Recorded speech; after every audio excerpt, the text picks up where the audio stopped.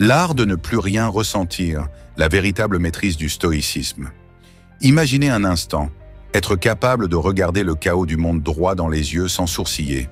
Aucun stress, aucune peur, aucune colère. Juste une force intérieure inébranlable. C'est cela, le véritable pouvoir du stoïcisme. Non pas ne rien ressentir, mais devenir maître de vos émotions, jusqu'à ce qu'elles n'aient plus de pouvoir sur vous. Premier, le mythe du stoïcien froid. Une erreur courante. Beaucoup pensent que le stoïcisme consiste à devenir insensible, comme une pierre face aux tempêtes de la vie. Mais c'est une erreur monumentale. Les vrais stoïciens ressentent, mais ils choisissent comment réagir. Ils ne suppriment pas leurs émotions, ils les transcendent. Ils comprennent que la colère, la peur et le chagrin sont naturels, mais qu'ils ne doivent jamais contrôler vos actions. Ce n'est pas ce qui t'arrive qui compte, mais comment tu réagis. La vraie question n'est pas « comment ne plus rien ressentir ?» mais plutôt « comment rester maître de mes émotions, même dans la tourmente ?» Deuxième, le secret des stoïciens, l'indifférence active.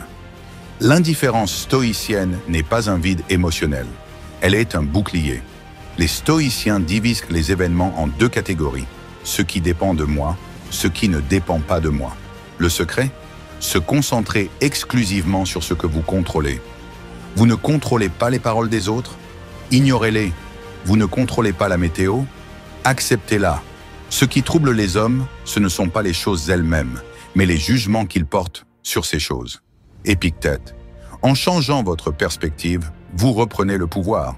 Ce n'est pas le monde extérieur qui vous blesse, mais vos propres réactions. Troisième, l'exercice mental des grands stoïciens, la visualisation négative. Les stoïciens pratiquaient un exercice surprenant. Imaginez le pire. Pourquoi? Parce que le simple fait de se préparer mentalement aux épreuves rend plus fort. Imaginez perdre tout ce que vous avez. Vraiment. Visualisez chaque détail. Ce n'est pas du pessimisme, mais de la préparation. Quand le vrai problème survient, vous êtes déjà prêt. Prépare-toi à l'avance au coup du sort et ils ne t'atteindront pas. Sénèque. C'est une technique puissante pour désamorcer la peur et le stress avant même qu'ils n'apparaissent. Quatrième, le pouvoir du présent, l'ici et maintenant. Les stoïciens comprenaient l'importance de vivre dans l'instant présent. Pourquoi s'inquiéter du futur, que vous ne contrôlez pas? Pourquoi ressasser le passé, que vous ne pouvez changer? Chaque moment est une opportunité de pratiquer la vertu, de prendre des décisions justes et de rester fidèle à vos principes. Tu n'as aucun pouvoir sur le futur, mais tu peux façonner ton présent. Marc Aurèle. Apprenez à respirer, à ressentir chaque instant et à agir en conscience. C'est ici que réside la vraie liberté. Les trois vertus incontournables du stoïcisme moderne sagesse. Savoir ce qui est vraiment important. Courage. Affronter ses peurs sans se laisser submerger. Tempérance. Maîtriser ses désirs et rester équilibré. Ces trois piliers forment la base d'une vie stoïque. En les intégrant dans chaque décision, vous transformerez progressivement votre existence. 6. Les leçons cachées du stoïcisme. Une philosophie pour gagner. Le stoïcisme n'est pas une philosophie passive. C'est une arme redoutable pour réussir dans un monde chaotique. Vous voulez réussir en affaires? Maîtrisez vos réactions face à l'échec.